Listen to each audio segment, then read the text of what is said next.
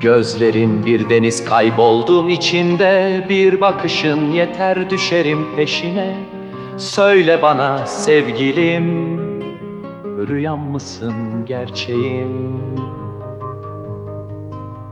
Adınla başlar gecem, sensiz nefes bile haram.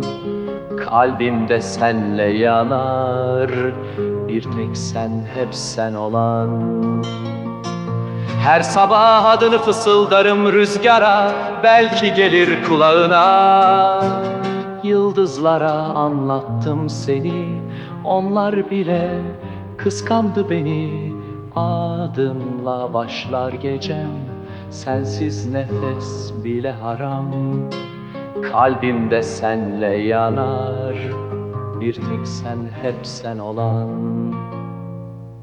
Akşamın huzurunda beklerim seni, kalbimde açan çiçekler gibi. Her anım senle dolsun dileğim, bir dünya senin benliğim.